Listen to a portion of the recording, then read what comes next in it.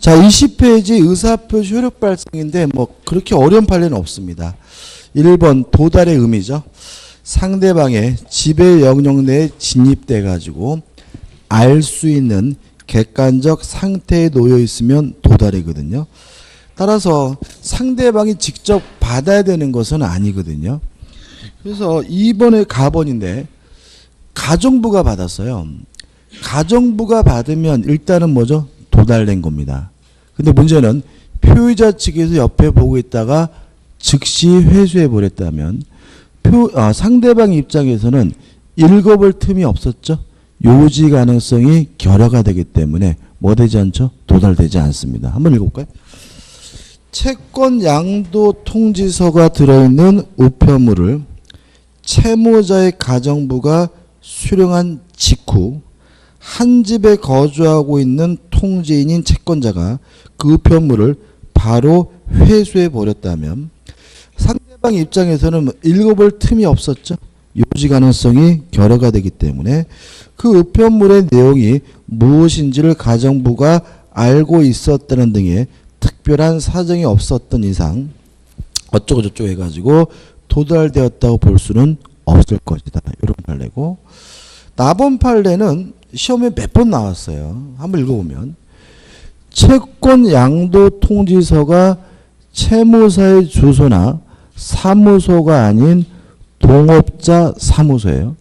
좀 애매합니다. 이게 동업자 사무소에 배달됐기 때문에 도달됐는지 안 됐는지가 애매한데 그 신원이 분명치 않은 자에게 송달됐어요. 그러면 애매하지 않습니다. 이거는 뭐죠? 도달되지 않은 거죠. 그 다음에 다번 판례인데요. 이건 좀 메모를 하면 이런 문제입니다. 내용 증명 우편이나 등기 우편이 발송이 됐어요. 발송이 되면 상당한 기간 내에 도달된 것으로 추정을 해줍니다. 그뿐만 아니라 내용 증명이나 등기 우편이 발송이 됐고요. 거기다가 반송되지 않고 있다는 것까지 입증이 되면 이때는 도달된 것으로 뭘 해주냐면 간주를 해줍니다. 조금 차이가 있죠, 그죠? 다시 말하면 표자가 보냈다는 사실만 입증을 했어요. 그러면 도달된 것으로 뭘 해줘요? 추정을 해주고, 보냈다는 사실만 입증한 것이 아니라 반송, 되돌아오지 않고 있다는 것까지 입증이 되면 더 강력하게 도달된 것으로 뭘 해줘요? 간주를 해주거든요. 이것도 같이 기억해 두셔야 문제 풀 때 헷갈리지 않아요. 이에 반해서 요 판례 뭐냐면 보통 우편이나 일반 우편에 대해서는 도달에 대해서 추정되지 않는다는 판례니까 지문으로는 아주 잘 나오는 부분이니까 꼭 기억해 두시기 바랍니다. 그 다음에 넘겨보시면 이제 대리에 관한 판례들이 나오고 있습니다. 자, 1번 현명주의입니다.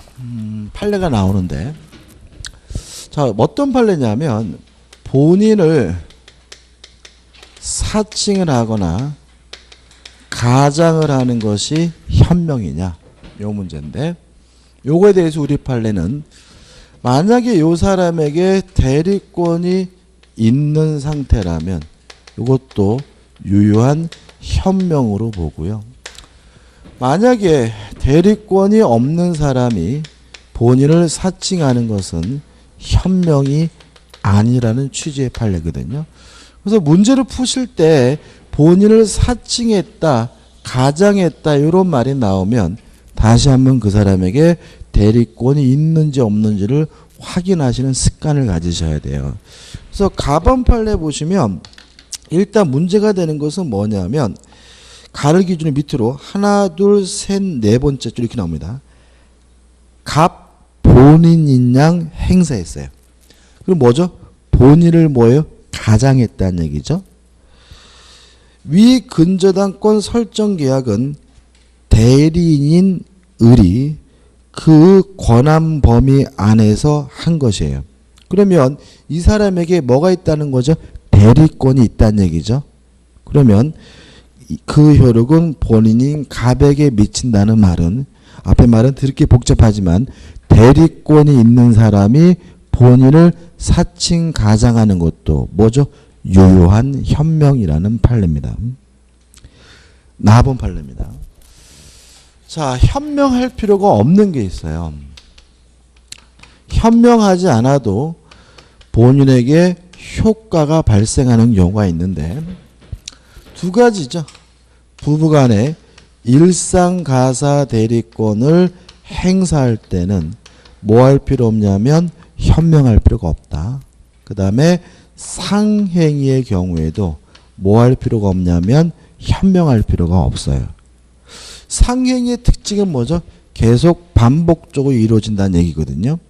그래서 이 판례도 한번 읽어보면, 나 상가 건물 분양업체에게 그 소유권을 대리할 권한이 있고 그 점포의 분양 행위가 그 규모, 횟수, 분양 기간 등에 비추어 볼 때 상법 제46조 제1호 소정의 부동산의 매매로서 본인인 상가 건물 소유자의 상행위가 되는 경우죠. 키가 되는 건 뭐죠? 상행위입니다. 그럼 이 사람은 대리권이 있고 이 사람이 한 행위는 뭐죠? 상행위인 거죠. 그럼 상행위라면 뭐 할 필요가 없죠? 현명할 필요가 없어요.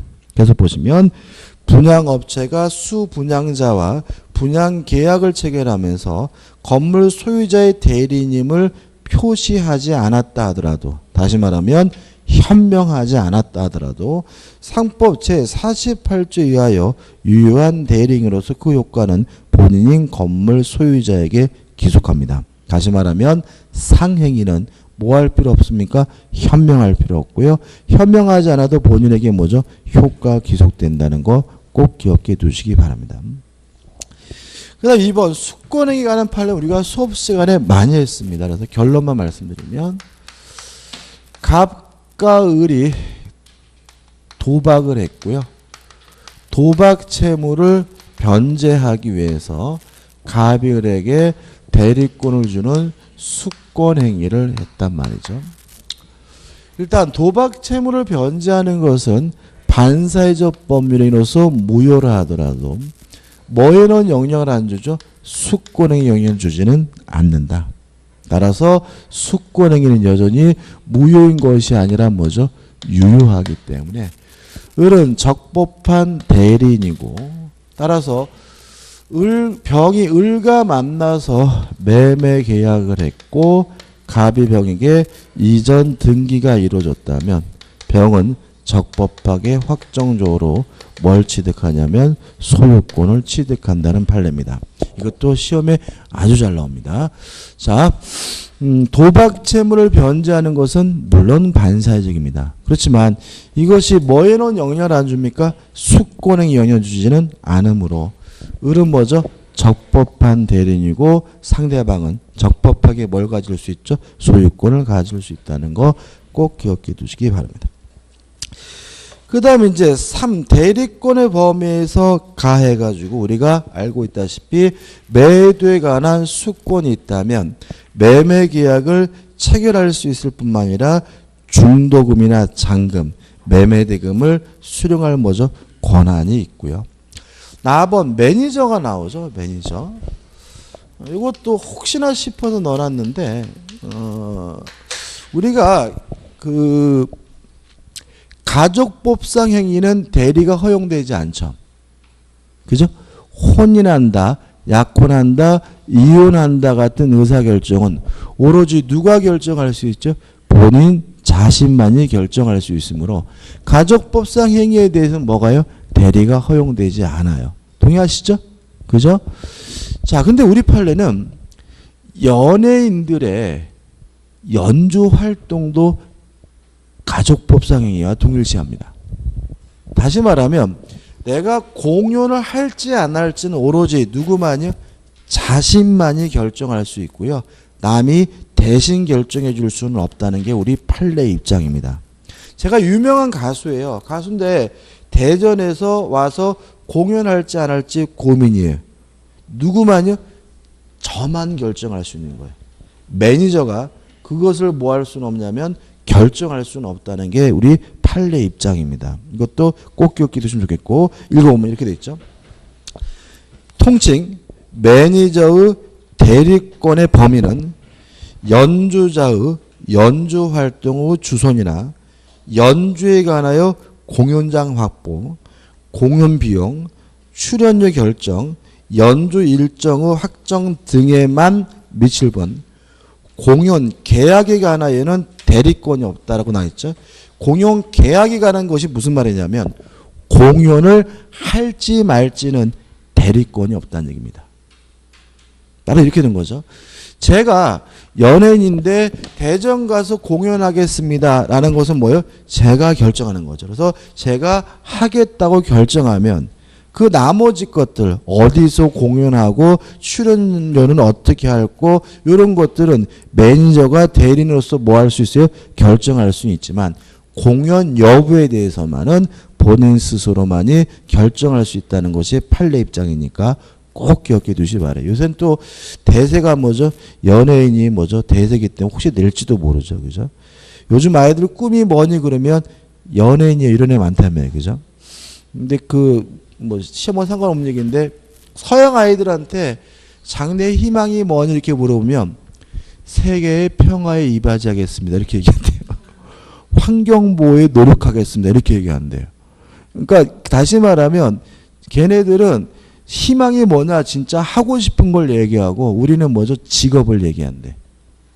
그러니까 좀 문제가 있죠. 그죠? 장래 희망이 뭐냐 그러면 걔네들은 뭐죠? 환경보호에 노력하겠습니다. 이게 꿈이라면 환경을 보호할 수 있는 직업이 다양하잖아요. 뭐 변호사가 되는 것도 환경보호 이바지할 수 있는 거고 의사가 될 수도 있고 그런 건데 우리는 그냥 뭐예요? 의사요, 연예인이요, 판사요, 검사 이렇게 직업을 얘기하기 때문에 좀 문제가 있는 게 아니야 이런 얘기가 있더라고요. 그래서 저는 그거 좀 바뀌어야 되는 게 아닌가 싶기도 해요. 아무튼 연예인이 꿈의 얘기가 많죠. 그죠? 저희 때는 안 그랬는데 그죠? 저희 때는 전 지금도 기억나는 게 주현미 씨잖아요. 그죠? 주현미 씨가 그 유명해진 가장 큰 이유는 약사 가수였잖아요. 기억나시죠? 그죠? 그때는 어떤 마음이 있었던 거예요? 모르시죠? 잘. 주현미 씨가 그 초장에 나왔을 때 그 메들리 테이프 해가지고, 그죠? 나왔는데, 그때 당시에 그 분이 뭐 이렇게 주목을 받았던 거는 약사인데 가수한다 였어요. 그때 당시에 시각은 뭐예요? 약사가 더 좋은 거예요. 그죠? 세상에 약사가 가수란데, 막 이런 거였거든. 그때 당시에는. 그러니까는 그때는 연예인이 가수가 진짜 완전 핫발이었던 거죠. 그러니까는 세상에 약사가 가수란데네 막 이게 인데 지금은 뭐죠? 그런 시기가 지난 거죠. 그죠? 참 보면은 세상이 많이 변하는 것 같아요. 다음입니다. 그 다음에 이제, 매도에 관한 수권이 있다면 결론문 보시면 대금 지급 기한을 뭐 할 수 있어요? 연기해 줄 수도 있다. 꼭 기억해 두시고 근데 주의하실 것은 라번이죠. 자, 우리가 매도에 관한 수권이 있으면 매매 계약을 체결할 수도 있고 매매 대금을 수령할 수도 있고 대금 지급 기한을 뭐 해줄 수 있어요? 연기해 줄 수까지 있는 거죠. 라번 8 읽어보면 법률행위에 의하여 수여된 대리권은 이게 뭐죠? 임의 대리권이죠. 원인된 법률관계의 종료에 의하여 소멸하는 것이므로 무슨 말이에요? 임의 대리는 시킨이라면 대리권이 뭐죠? 소멸된다는 거죠. 땅 사라고 대리권을 줬는데 땅 사면 임의 대리권은 뭐죠? 소멸되고. 그죠? 저당권 설정해 달라고 대리권을 줬는데 저당권을 설정하면 임의 대리권은 뭐죠? 소멸되는 것이므로. 기억나시죠? 특별한 사정입니다. 매수 명의자를 대리하여 매매 계약을 체결하였다고 하여 곧바로 대리인이 매수인을 대리하여 매매 계약의 해제 및 취소 등 일체 처분권을 가지고 있다고 볼 수는 없다는 말은 해제할 수도 없고 뭐 할 수도 없다고요? 취소할 수도 없다는 거죠. 이유는 뭐라고요? 시킨이라면 임무를 완수하면 임의 대리권은 뭐가 돼요? 소멸되기 때문에. 동의하시죠? 그죠? 다시 말씀드립니다. 임의대리는 매매 계약을 체결할 수도 있고요. 매매 대금을 수령할 수도 있고 대금 지급 기한을 뭐 해줄 수도 있어요? 연기해 줄 수도 있지만 스스로가 계약을 취소하거나 해제할 수가 없다. 왜요? 임의대리는 원인된 법률관계가 종료가 되면 대리권이 소멸된다. 임무를 완수하면 대리권이 뭐죠? 소멸되기 때문에 그런 거니까 정확하게 꼭 기억해 두셔야 되겠죠. 4번 대리권 남용은 진이 아닌 의사표시가 난 민법 규정이 준용이 된다. 유추적이 된다. 따라서 대리권 남용 원칙적으로 유효한 대리행위지만 상대방이 알았거나 알 수 있었으면 무효다. 중요한 부분은 아니고요. 그 다음에 5번 대리행위 효과입니다. 좀 한번 생각을 좀 해보죠. 갑이 A라는 토지를 가지고 있는데 을에게 매도할 수 있는 수권을 했어요. 그래서 을 대리인인 병과 만나가지고 매매 계약을 했어요. 자, 매도에 관한 수권이 있다면 대리인은 매매 계약 뭐 할 수 있어요? 체결할 수가 있고요. 병이 갑한테 갖다 주라고 그래서 을이 매매 대금을 뭐 했어요? 수령을 했어요. 이것도 가능하죠? 그죠? 매도에 관한 수권이 있다면 매매 대금을 뭐 할 수 있어요? 수령할 수가 있는 거죠. 근데 만약에 채무 불이행이 있다면 해제는 누가 해야 돼요? 본인이 해야 되는 거죠. 그죠? 그래서 갑이 본인이 병가의 매매 계약을 해제했어요.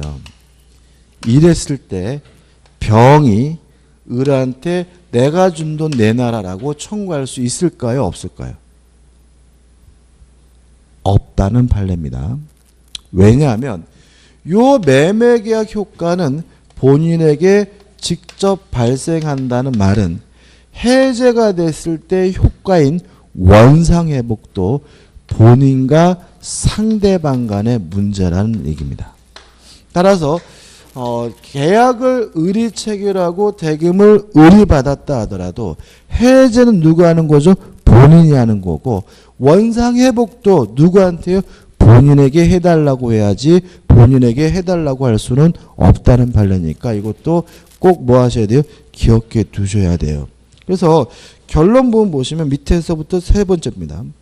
따라서 계약상 채무의 불이행을 이유로 계약이 상대방 당사자에 의하여 유효하게 해제되었다면 해제로 인한 원상회복 의무는 대리인이 아니라 계약의 당사자인 누가요?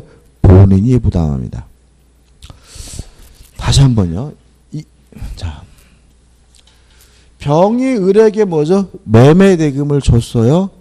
근데 갑이 이전 등기를 안 해주길래 병이 갑과의 매매 계약을 뭐 했어요? 해제를 했다면 돈을 돌려달라고 누구한테요? 갑한테만 해야 되고 을한테 할 수는 없다. 왜냐하면 해제 효과인 원상여복은 누가요? 본인과 상대방 간의 문제고요. 이것도 왠지 을이 돈 가져갔으면 을한테 달라고 할 수 있겠지라고 생각할 수가 있기 때문에 꼭 기억해 두시기 바라요. 이해되시죠? 그죠? 그 다음 우측에 보시면 대리행위입니다. 1번 대리행위 하자요. 자, 대리행위 있어서 의사결정하는 주체는 대리인이고요. 의사표시라는 주체도 대리인이고 법률행위라는 주체도 대리인입니다. 따라서 원칙적으로 궁박을 제외한 나머지 모든 것들은 다 누구만 가지고 따지? 대리인만을 가지고 따지고요. 본인이 알았는지 몰랐는지는 뭐 하잖아요? 고려하지 않아요. 그럼 가번 판례는 뭐예요? 이중 매매가 대리인을 통해서 이루어졌다면 적극 가담했는지 안 했는지 여부도 대리인만을 가지고 따진다는 거죠. 만약에 대리인이 적극 가담했다면 본인이 알든 뭐든 상관없이 반사회적 법률에서 뭐가 돼요? 무효가 됩니다. 다시 한번요. 궁박만 본인입니다. 궁박을 제외한 나머지 모든 것들은 다 누구만 가지고 따질? 대리인만을 가지고 따지므로 이중매매가 대리인을 통해서 이루어졌다면 적극 가담했는지 안 했는지도 누구만 가지고 따질? 대리인만을 가지고 따지게 되고요. 따라서 본인이 알았든 몰랐든 상관없이 반사회적 법률에서 무효입니다. 한번 읽어볼까요? 표정들이 이렇게 어두우시지. 우리 앞으로 갈 길이 뭔데 벌써부터 이렇게 막 표정이 막 이러면 심란해요. 제가 가봐. 대리님, 본인을 대리하여 매매 계약을 체결함에 있어서 매매 대상 토지에 관한 저간의 사정을 알고 그 배임행위에 가담했어요. 누가 가담했죠? 대리인이. 그죠? 주어가 대리니까 대리인이 가담하였다면 대리인의 하자 유무는 대리인을 표준으로 판단하여야 하므로 설사 본인이 미리 그러한 사정을 몰랐거나 반사회성을 야기한 것이 아니라고 할지라도 그로 인하여 매매 계약이 가지는 사회 질서에 반한다는 장애 사유가 부정되는 것은 아니다라는 말은 대리인이 적극 가담해서 반사회적이라면 본인이 알던 모르는 상관없이 뭐죠? 무효다. 그런 취지가 되는 거죠. 아무튼 궁박을 제외한 나머지 모든 것들은 대리인입니다. 그럼 한 가지만 생각해 보자고요. 갑이 본인이고요. 을이 대리인이에요. 근데 병이 을과 만나가지고 매매 계약을 했는데 병이 갑에게 사기를 쳤어요. 요때는 요 매매 계약을 사기를 이유로 취소할 수는 없는 겁니다. 왜냐하면 사기 당했는지 안 당했는지도 누구만 가져요? 대리인만을 가지고 따지는 거죠.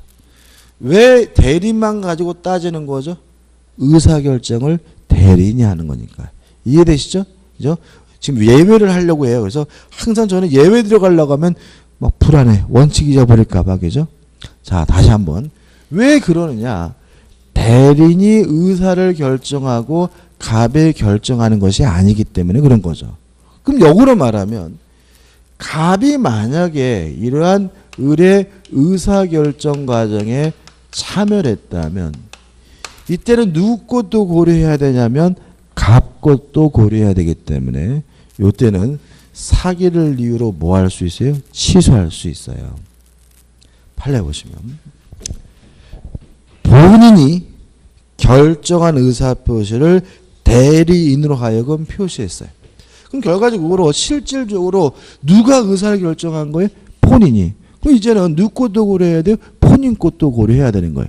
따라서 대리인이 기만당한 일이 없어도 본인이 의사표시를 취소할 수 있다라는 말은 이 경우에는 본인이 사기당했다면 뭐 할 수 있다는 얘기죠? 취소할 수 있다는 얘기고 이유는 본인이 의사를 결정했고 본인이 결정한 의사를 대리인이 뭐예요? 표시했기 때문에 그런 겁니다. 이해되시죠? 그죠? 그 다음 2번 자기행위 금지해가지고 우리 민법은 자기계약 쌍방대를 하지 말라고 뭐하고 있냐면 금지하고 있어요. 일단 여러 가지 예외가 있는데 판례로서 기억해야 될 것은 맨 밑에 나오는데 본인에게 이익만을 주는 행위는 자기계약이 뭐죠? 가능하다. 맨 밑에 줄 읽어볼게요. 법정 대리인 친권자가 부동산을 매수하여 이를 그 자식에게 증여하는 행위는 미성년자인 자에게 이익만을 주는 행위므로 동의하시죠? 친권자와 자사의 이해상반행에 속하지 아니하고 또 자기계약이지만 뭐죠? 유효하다. 그래서 원칙적으로 자기계약을 할 수가 없지만 대리인의 재산을 본인에게 증여하는 행위는 본인에게 항상 뭐가 돼요? 이익만을 드는 행위이기 때문에 자기계약이 뭐죠? 가능합니다. 표현들입니다. 솔직히 이 시간이 있으면 조문도 좀 꼼꼼히 좀 봤으면 좋겠거든요. 그죠? 그래서 여러분 홍이 좋으면 나중에 이 조문도 한번 돈 안 받고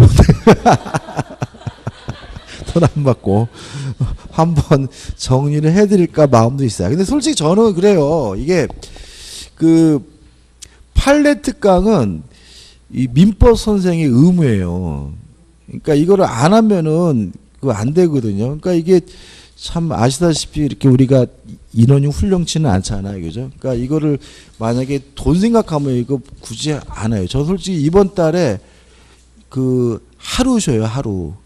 그러니까 이렇게 토요일날 일요일날 계속 판례 특강 하고 다니니까 이제 이게 뭐 그 6월 10일날 딱 하루 쉬었어요. 6월 10일날. 6월 10일날 일요일날 딱 하루 쉬고 지금 계속 수업하고 있는 거거든요. 예? 그래요. 아무튼 이게 돈 문제는 아닌 거예요. 돈 문제. 근데 이제 솔직히 이제 무료로 해도 괜찮아요. 저는 솔직히. 근데 문제는 뭐냐면 무료로 하면은 중간에 막 가.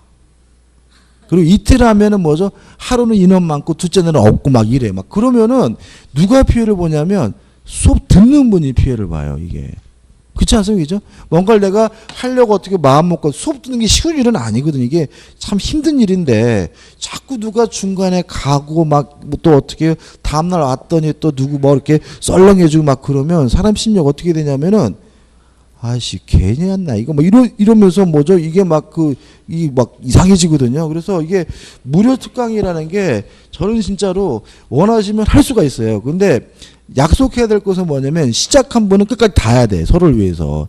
그러면은 하는 거지. 만약에 이거를 막 시작했더니 시작할 때는 무료라고 다 써. 와가지고 막 박자박자 때다가 점점점 들어서 마지막에 뭐죠? 뭐 7점이 남았다. 이래버리면 그냥 서로가 그냥 막 하지만 못하기 때문에 이게 하는 게 항상 제가 걱정이에요. 불안해요. 아무튼 제가 기회를 봐가지고 그 뭐죠? 그 조문 한번 정리해 주실 건데 돈을 받겠다는 얘기가 아니라 그때는 절대로 어떻게 해요? 시작을 하면 어떻게 오시면 끝까지 어떻게 해요? 다 끝나고 가시고 중간에 도망가거나 아니면 두자를 안 오거나 막 이럴 마음이 있는 분은 오지도 마셔라. 그죠? 그래서 뭐 인원이 많은 게 중요한 게 아니에요. 그러니까 우리가 끝까지 다 가고 분위기 좋은 게 중요한 거거든요. 그죠? 아무튼 그래서 조문은 내게 제가 한번 정리해 드릴 겁니다. 그래서 조문 보다시피 제가 그래도 성의 있게 그냥 조문만 넣은 게 아니라 이렇게 좀 문맥에 맞추려고 노력을 많이 했어요. 그래서 실제로 그러니까 시험 문제는 두 가지가 나와요. 조문 아니면 판례. 다른 거 안 나와요. 그러니까 조문 비중이 한 60% 이상. 판례가 뭐죠? 한 30% 이런 거거든요. 그러니까 우리가 판례가 결국은 결정적으로 문제를 맞출 수 있게 해주긴 하지만 대부분의 답이 아닌 지문들은 다 뭐죠? 조문에 의해서 그 내용이 나오는 것들이기 때문에 조문도 꼭 한번 정리를 해봐야 되고 아무튼 기회를 봐서 한번 정리해 드릴게요. 자, 표현들 의의입니다. 의의는 뭐 특별한 것은 없는데 뭐냐면 표현 대리는 무권 대리 일종인 거죠. 기억나시나요? 자, 우리가 이렇게 했죠. 대리인이라고 현명을 했는데 대리권이 없는 경우가 뭐죠? 무권 대리고 요 대리인이라고 현명했는데 대리권이 없는 경우 요 우리가 뭐죠? 무권 대리라고 하는데 다시 뭐죠? 둘로 나누는 거죠. 협의의 무권 대리와 표현 대리로 나뉜다. 차이점 뭐였죠? 누가 원칙적으로 책임을 지느냐. 대리권이 없기 때문에 무권 대리인 자신이 책임을 져야 되는 것은 협의의 무권 대리. 대리권이 없는데도 불구하고 특별히 본인이 책임을 져야 되는 건 뭐죠? 표현 대리. 이렇게 되는 거고요. 아무튼 표현 대리는 뭐의 일종입니까? 무권 대리 일종입니다. 그러면 좌측 하단에 보시면 맨 밑에 줄입니다. 밑에도 두 번째 줄 보시면 표현 대리가 성립된다고 하여 무권 대리 성질이 유권 대리로 전환되는 것이 아니므로 유권 대리에 관한 주장 속에 무권 대리에 속하는 표현 대리 주장이 포함되어 있다고 볼 수는 없다. 다시 말하면 당사자가 유권 대리임을 주장하면 법원은 유권 대리인지 아닌지만 판단해주고 표현 대리가 성립되는지 안 되는지는 뭐 하지 않습니까? 고려하지 않습니다. 왜냐하면 표현대리는 뭐의 일종이죠? 무권대리 일종이기 때문이고 아주 시험에 계속해서 잘 내고 있습니다. 그 다음에 2번 해가지고 나와 있는 것은 뭐냐면 난걸 2번이죠. 표현대리가 성립되기 위해서 꼭 무권대리인이 직접 행위를 해야 되는 건 아니에요. 복대리인을 통해서 행위를 한 경우에도 표현대리가 성립되고요. 사자를 통해서 행위를 한 경우에도 표현대리가 성립됩니다. 다시 한번요. 표현대리가 성립되기 위해서 꼭 무권대리인이 직접 행위를 해야 되는 것은 아니고 복대리인이나 또는 사자를 통해서 행위를 한 경우에도 뭐가 성립됩니까? 표현대리가 성립됩니다. 특히 우리가 수업 시간에 문제에서 복대리를 통해서 행위를 한 경우에도 표현대리가 된다는 질문을 굉장히 많이 받지만 사자를 통해서 행위를 한 경우에도 표현대리 성립된다는 건 잘 안 했거든요. 나올 수 있으니까 기억해 두셔야죠. 한번 읽어볼까요? 대리인이 아니고 사실행위를 위한 사자라 하더라도 외교상 그에게 어떠한 권한이 있는 것을 표시 내지 행동이 있어 상대방이 그를 믿었고 또 그대로 그를 믿음에 있어 정당한 사유가 있다면 표현대리의 법리하여 본인에게 책임이 있다. 이해되시죠? 따라서 만약에 사자의 행위는 표현대리가 될 수 없다. X. 사자의 행위도 뭐가 될 수 있어요? 표현대리 될 수가 있습니다. 그 다음에 3번 대리권 수여의 표시에 의한 표현들에서 나오는 판례는 우리가 많이 했던 거죠. 자, 뭐냐면 대리권 수여의 표시는 꼭 대리인이라는 명칭을 써야 되는 건 아니다. 대리권이 대리인으로 볼 수 있는 명칭이나 직함을 사용하거나 묵인하는 것만으로도 뭐죠? 대리권 수요의 표시가 됩니다. 4번 권한을 넘은 표현들인데 권한을 넘은 표현들이가 되려면 1. 기본 대리권이 존재해야 되겠죠. 그래야 뭐 할 수 있어요? 넘을 수가 있잖아요. 그럼 만약에 기본 대리권 자체가 없는 사람으로 평가된다면 그 사람의 행위는 뭐가 될 수 없냐면 권한을 넘은 표현들이 될 수는 없다는 얘기예요. 우리 교재에 나와 있는 판례는 뭐냐면 투자상담사입니다. 그래서 우리 판례는 증권회사에 근무하는 투자상담사는 기본 대리권 자체가 없기 때문에 이 사람의 행위가 뭐가 될 수는 없어요? 권한을 넘은 표현들이 될 수는 없다는 얘기고요. 교재는 없지만 또 기억해야 될 사람이 누구냐면 보험설계사입니다. 우리 판례는 보험설계사도 기본 대리권 자체가 없는 분으로 이해해요. 그래서 투자상담사나 보험설계사 같은 분들은 아예 기본 대리권 자체가 없는 분들이기 때문에 이들의 행위가 뭐가 될 수는 없어요? 권한을 넘는 표현들이 될 수는 없다는 거 하나 꼭 기억해 두시기 바라고요.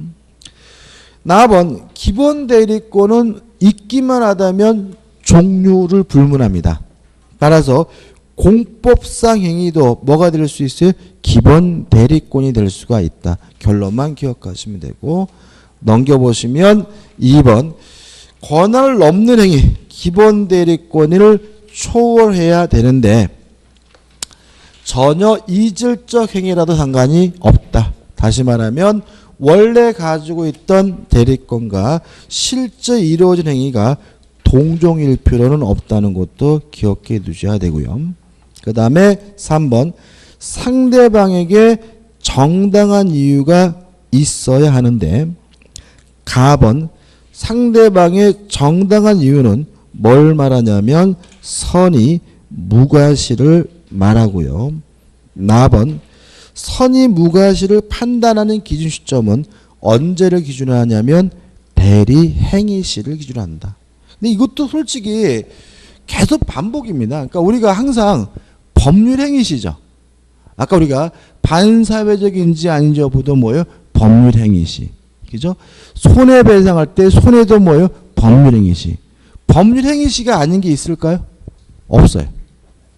항상 이것도 뭐예요? 대리행위시라는 말을 다른 말로 하면 어떻게? 법률행위시잖아요. 그래서 우리 민법은 항상 뭐예요? 법률행위시, 대리행위를 할 때, 매매계약할 때, 임대차 계약을 할 때 그 법률행위를 할 당시를 기준하고 그것은 예외가 없는 거니까 계속 가져가시면 되고요. 그 다음에 다번해가지고 다번과 라번이 나옵니다. 이 다번과 라번 판례는 한 가지 판례인데 거지 같아요. 거지 같다라는 말은 좀 이해가 필요하고 시험에 나온 적도 있고요. 또 나올 수도 있고 중요합니다. 자, 괜히 지웠네. 무권 대리가 되려면 대리인으로서 뭘 해야 되죠? 현명을 해야죠. 그죠? 현명을 했는데 대리권이 없어야 무권 대리고 표현 대리가 되거든요. 그 다음에 아까 지웠는데 그러면 본인을 사칭하는 것이 현명이냐에 대해서 대리권이 있는 사람이 본인을 사칭하는 건 뭐죠? 현명이고 대리권이 없는 사람이 본인을 사칭하는 건 뭐가 아니에요? 현명이 아닙니다. 그죠? 자, 좀 두 가지 깔았습니다. 무권 대리든 표현 대리든 되려면 반드시 뭐가 필요해요? 현명이 필요하고요. 대리권이 본인을 사칭하는 것이 현명이냐? 이 문제에 대해서 대리권이 있는 사람이 사칭하면 뭐죠? 현명이고 대리권이 없는 사람이 사칭하면 현명입니다. 현명이 아닙니다. 자, 요 판례의 사실관계는 이렇습니다. 갑이라는 건설회사가 있었어요. 이 건설회사가 임대 아파트를 건설을 했어요. 근데 이 갑이 직접 요 임대 아파트를 임대하기가 힘들어서 을이라는 부동산 업자에게 임대할 수 있는 권한, 수권을 하게 된 거죠. 그래서 을이 갑의 대리인으로서 병등 주민들과 임대 아파트에 대해서 임대차 계약을 했는데 이게 180가구인가 그래요. 189가구인가 맞습니다. 임대차 계약을 했는데 문제는 뭐냐면 을이 갑을 사칭했어요. 갑을 가장을 해가지고 병등 주민들과 뭐죠? 임대차 계약을 했어요. 어떤 상황인지 아시겠죠? 자, 그러면 요 임대차 계약은 갑에게 효과가 있습니까? 없습니까?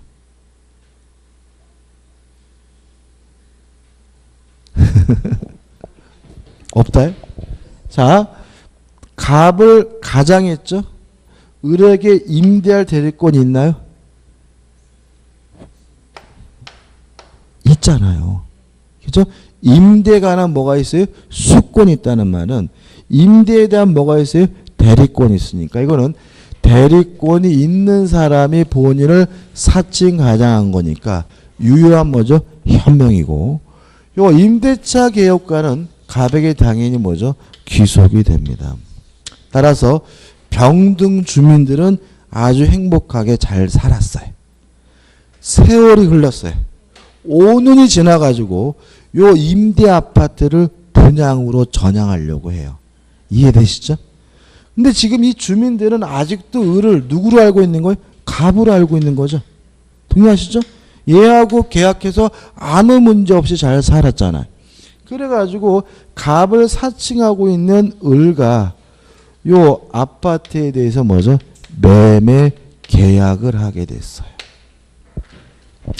이랬을 때 표현들이가 성립되느냐 문제예요. 자, 왜냐하면 을은 임대할 수 있는 대리권만 있고요. 매매할 대리권은 없기 때문에 가지고 있는 권한을 넘었죠. 권한을 넘은 표현들이가 성립될까요? 요 매매에 대해서는 표현들이가 성립되지 않습니다. 왜냐하면 지금 을에게 매매할 대리권이 있어요, 없어요? 없죠. 그죠? 그러면 매매 행위에 대해서는 대리권 없는 사람이 본인을 사칭한 거니까 뭘 안 한 거예요? 현명을 안 했죠. 현명을 안 했다면 아예 뭐로 들어오지를 못해요? 무권들이로 들어오지도 못하니까 뭐가 될 수는 없어요? 표현대리가 성립될 수는 없는 거예요. 이해되시죠? 이해되시죠? 그죠? 여기서 끝나면 좋은데 자 답을 먼저 볼게요. 답을 읽어볼게요. 민법 제126조의 표현대리는 대리인이 본인이 유의한다는 의사를 명시 혹은 묵시적으로 표시하거나 대리 의사를 가지고 권한 외의 행위를 한 경우에 성립하고라는 말은 대리인이라고 현명을 해야 표현대리가 뭐죠? 성립한다는 얘기고요. 사수를 써서 대리행위에 표시를 하지 아니하고 단지 본인의 성명을 모용하여 자기가 마치 본인인 것처럼 기망하여 본인 명의로 직접 법률행위를 한 경우에는 특별한 사정이 없는 한 위 법조 수중의 표현들이 성립할 수는 없습니다. 왜냐하면 대리권 없는 사람이 본인을 사칭하고 가장한 것은 뭐가 아니기 때문에 현명이 아니기 때문에. 이해되시죠? 그죠? 이해되시죠? 다시 돌아와서 자 그럼 표현들이가 성립되질 않아요. 그러면 이제 뭐예요? 요 189가구 주민들은 요 아파트에서 쫓겨나느냐. 만약에 표현들이가 성립되지 않으니까 요 주민들을 쫓겨난다 그러면 이분들은 이제 어떻게 하겠습니까? 요새 같으면 청와대 게시판에 청원을 하겠죠. 이런 그지 같은 경우 다이나겠죠. 아니면 방송국에 쫓아가겠죠. 그러니까 이 판사가 또 이게 보면 여기 끝나면 좋은데 이렇게 판시하고 있습니다. 표현들이가 성립되지는 않지만 표현 대리에 관한 민법 규정이 유추 적용이 된다라고 판시하고 있어요. 그지 같은 판례. 따라서 본인에게 뭐죠? 책임은 발생하기 때문에 요 주민들은 쫓겨나진 않습니다. 자, 표현대리는 아닙니다. 다만 표현들이 관한 민법 규정이 뭐는데요? 유추 적용은 됩니다. 그러면 문제가 두 가지 형태로 나왔다는 걸 알 수 있어요. 표현대리냐 아니냐를 물어보는 문제가 나왔겠죠. 그럼 답은 뭐예요? 표현대리는 아니다가 답이에요. 본인이 책임을 지느냐 안 지느냐가 나왔겠죠. 답은 뭐예요? 본인이 책임을 진다예요. 이해되시죠? 자, 라번입니다. 본인으로부터 아파트에 관한 임대 등 일체의 관리 권한을 위임받아 본인을 가장하여 아파트를 임대한 바 있는 대리인이 어떤 상황인지 아시겠죠? 여기까지 문제가 없어요. 그죠? 왜요? 임대할 수 있는 뭐가 있어요? 대리권이 있으니까. 다시 자신을 본인으로 가장하여 임차인에게 아파트를 매도하는 법률행위를 한 경우에는 권한을 넘은 표현의 법률을 유추 적용하여 본인에 대하여 그 행위 효력이 미친다고 볼 수는 있다. 저 같으면 그냥 표현들이 성립한다 그러면 되는 거 아닌가요? 그죠? 미친놈들이야. 그냥 저 같으면 그냥 표현들이 성립한다 하면 될 거 가지고 일단 표현들이는 뭐 되지 않아요? 성립되지는 않지만 표현들이 관한 민법 규정이 뭐죠? 유추 적용이 된다. 자, 기억할 것만 말씀드릴게요. 자, 본인을 사칭해가지고 가지고 있는 권한을 넘었을 때는 뭐는 아닙니까? 표현대리는 아닙니다. 다만 표현들이 관한 민법 규정이 뭐 될 수는 있어요? 유추 적용될 수는 있다는 것까지 꼭 기억해 두시기 바랍니다. 왜 이렇게 하는지 모르겠어요. 그 다음 우측에 이제 관련 판례 고찰해서 표현들인지 무권들인지 유권들인지 나발인지 뭔지는 유효해야 따지는 거다. 만약에 그 행위 자체가 이미 강행복귀 위반이어서 무효인 때는 표현대리는 뭐 하지 않습니까? 따지지 않는다. 강행복귀 위반으로 그 행위 자체가 무효인 때는 불법행위이므로 표현대리가 뭐 되잖아요? 적용되지는 않는다. 왜냐하면 모든 책임은 무엇을 전제로 합니까? 유효함을 전제로 하니까요. 그 다음에 나번 정당한 이유인데 줄 괜히 쳐놨네요. 다시 말하면 정당한 이유가 있는지 없는지는 뭐죠? 대리행위 당시를 기준으로 하죠. 그 다음에 5번. 대리권 소멸의 표현들입니다. 무슨 뜻이죠? 원래 대리권이 있었는데 소멸됐는데도 불구하고 대리행위를 했다는 얘기잖아요. 근데 만약에 원래 가지고 있던 권한을 넘으면 그때는 권한을 넘은 표현대리로 바뀝니다. 다시 말하면 있던 대리권이 소멸되면 대리권 소멸 후의 표현대리가 되는데 있었던 대리권을 넘어서 행위를 하면 그때는 대리권 소멸 후의 표현대리가 아니라 뭐죠? 권한을 넘은 표현대리가 되고요. 그 다음에 6번 표현대리에 뭐가 나오죠? 과실상계가 나오죠. 표현대리가 성립되면 본인이 전적으로 뭘 져야 돼요? 책임을 져야 되고 상대방에게 과실이 있더라도 뭐 할 수 없어요? 깎을 수는 없습니다. 한번 읽어보면 표현대리행위가 성립하는 경우에 그 본인은 표현대리행위에 의하여 전적으로 책임을 져야 하고 상대방에게 과실이 있다고 하더라도 과실상계 법률을 유추 적용하여 본인의 책임을 뭐 할 수는 없어요? 경감할 수는 없다. 꼭 기억해 두셔야 되겠죠. 그 다음 묶어내립니다. 한 장을 넘겨오시면 가 무권대리행위에 대해서 본인은 추인할 수 있습니다. 다만 하려면 다 해야 돼요. 일부 추인은 무효입니다. 변경을 가한 추인도 무효입니다. 만약에 일부에 대해서 추인하거나 변경을 가해서 추인하려면 반드시 상대방으로부터 뭘 받아야 돼요? 동의를 받아야 합니다. 아주 시험에 잘 나오죠. 가 무권대리행위의 그 일부에 대하여 추인을 하거나 그 내용을 변경하여 추인하였을 경우에는 상대방의 동의를 얻지 못하는 한 무효이다라는 말은 일부 추인, 변경을 가한 추인은 무효입니다. 그 다음에 이제 밑에 판례도 중요한데 이런 문제죠. 갑이 본인이고요. 이런 것들은 참 곱씹어 봐야 되는 것들이거든요. 을이 무권대리인이고 병이 무권대리인 을과 만나서 매매 계약을 했다면 본인으로부터 추인을 받지 못하고 있는 상태라면 상대방인 병은 을에게 이행을 청구하거나 손해배상을 청구할 수가 있죠. 기억나시죠? 그죠? 요건은 상대방은 선이고 무과실이어야 하고요. 무권대리인에게 아무런 고의도 과실도 요구하지 않지만 무권대리인에게 반드시 뭐가 있어야 돼요? 행위 능력이 있어야 되거든요. 따라서 과거의 시험은 뭐가 많이 나오냐면 을이 미성년자인 경우에도 상대방은 이행을 청구하거나 손해배상을 청구할 수 있다 그러면 X인 거죠. 왜냐하면 무권대리인에게 이행을 청구하거나 손해배상을 청구하려면 반드시 무권대리인에게 뭐가 필요해요? 행위 능력이 필요하니까요. 근데 최근에는 요거를 잘 물어봅니다. 요거. 자, 무권대리인에게 아무런 고의과실이 없더라도 병원을에게 이행을 청구하거나 손해배상을 청구할 수 있거든요.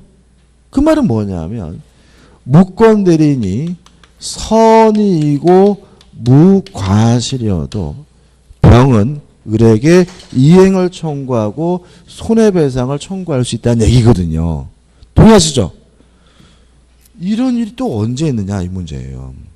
지금 을이 자신에게 대리권이 없는데도 불구하고 병과 매매 계약했는데 무권대리인이 선이래요. 자기가 대리권이 없는지를 몰랐대요. 또 모르는데 뭐가 없대요? 과실도 없대요. 그런데도 불구하고 뭐죠? 병일에게 이행을 청구하거나 손해배상을 청구하는 거잖아요. 그런 게 어느 경우가 그러냐? 이런 경우라는 거죠. 정이라는 놈이요. 을에게 사기를 쳤어요. 뭐라고요? 야, 갑이 너한테 땅 팔아달라고 시켰거든? 이럴 수 있죠. 그죠? 그러면서 정말 야 인마 여기 위임장이 있잖아. 서류를 위조해가지고 을에게 뭐죠? 줬어요. 그러는 바람에 을은 자신에게 대리권이 없는데도 불구하고 스스로가 대리인이라고 믿고 병과 뭐 했어요? 매매계약을 한 거죠. 이때 병은 을이 선이고 무과실이어도 이행을 청구하거나 손해배상을 뭐 할 수 있어요? 청구할 수 있다는 판례입니다. 이해되시죠? 이것도 한번 읽어봐요. 항상 뭔가 이상한 것 같은 거, 그러면 을이 불쌍하잖아. 그런 것들 자꾸 내는 거예요. 그죠? 그래서 밑에서부터 네 번째 줄 보시면, 무권 대리는 상대방에 대한 책임은 무과실 책임으로서 대리권의 흠결이 가하여 대리인에게 과실 등의 기책 사유가 있어야만 인정되는 것이 아니고, 무권 대리인가 제3자의 기망, 정의, 을에게 뭐예요? 사기를 쳤죠. 문소이죠. 서류를 위조해서 줬죠. 문소이죠 등 위법행위로 야기되었다 하더라도 책임은 부정되지 않는다는 말은 제3자가 사기치고 서류를 위조해주는 바람에 자신에게 대리권이 없다는 사실에 대해서 선이고 무과실이 하더라도 상대방은 무권 대리인에게 이행을 청구하고 손해배상을 청구할 수 있다는 뜻이니까 꼭 기억해 두시고, 이것도 최근에 나오기 시작했고요. 계속해서 나올 거예요. 그 다음에 오른쪽에 있는 판례는 다 하시는 거예요. 무권 대리인이 본인의 지위를 상속한 경우에는 더 이상 무유임을 주장할 수는 없습니다. 왜요? 신의칙상 인정되는 금반원의 원칙이죠. 아버지가 생존해 계실 때는 팔겠다고 해놓고 이제 와서 안 팔겠다고 하는 것은 명백히 반대되는 언행이기 때문에 뭐 되지 않습니까? 허용되지 않습니다. 가지고 쉬었다가 이어서 가도록 하겠습니다.